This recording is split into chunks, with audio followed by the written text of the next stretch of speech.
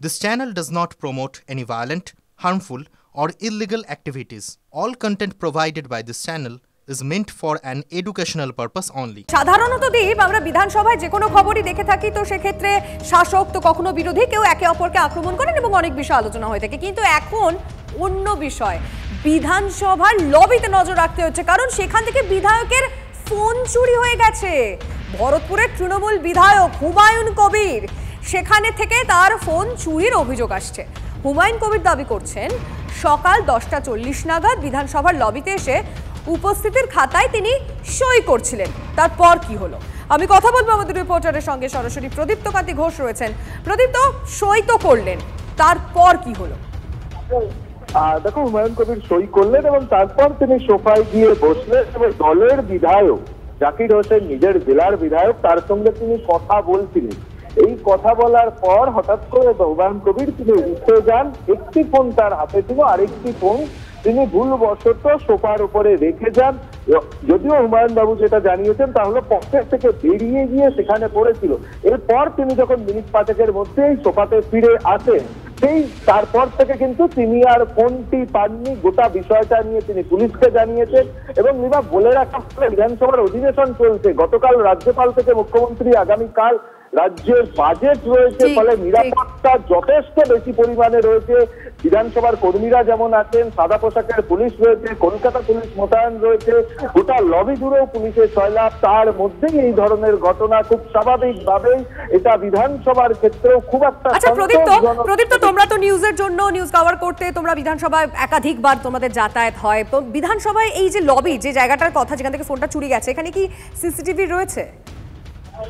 দেখো, গোটা বিধানসভা চত্বরই সিসিটিভিতে মোড়া এবং এই যে লবির কথা বলছে, এই লবির বিভিন্ন প্রান্তে অত্যাধুনিক সিসিটিভিও কিন্তু বসানো হয়েছে এবং যেখান থেকে হুমায়ুন কবিরের ফোনটি খোয়া গিয়েছে বলে অভিযোগ আসছে, সেই জায়গাটির ক্ষেত্রেও কিন্তু চারিদিকে সিসিটিভি রয়েছে। তার কারণ এই জায়গাটা খুব গুরুত্বপূর্ণ।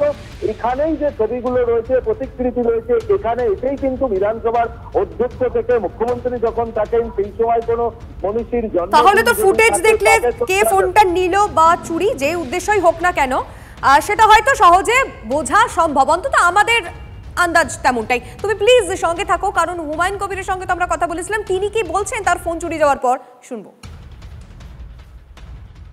থেকে বেল বাজছিল, ঢুকে গেছে 5 মিনিটের মধ্যে এখানে রিটার্ন এসে দেখছি রিং হচ্ছে, কখনো উঠাচ্ছিল, কথা বলছিল।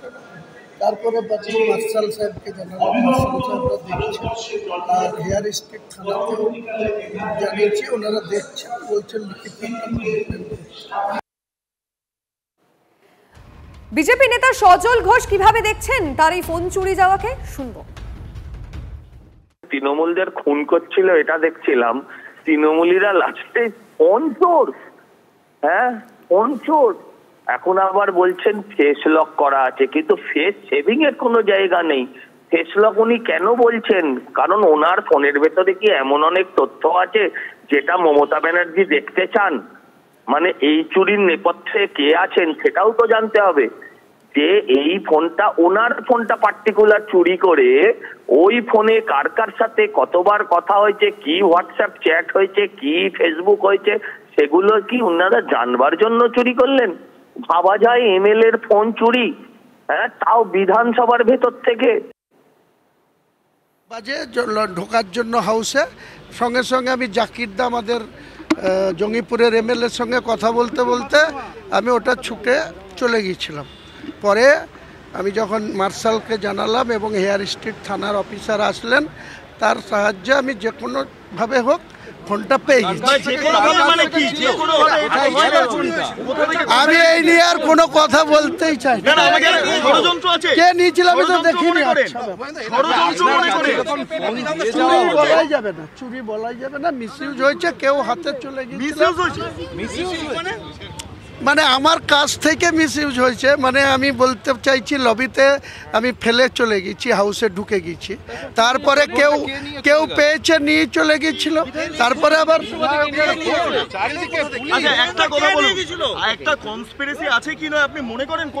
না না না না না এই ফোন নিয়ে কে কনফিউজ করবে? আইফোনে অনেক তথ্য আছে আমরা যেটা জানি, এই তথ্য অন্যের হাতেও তো চলে যেতে পারে।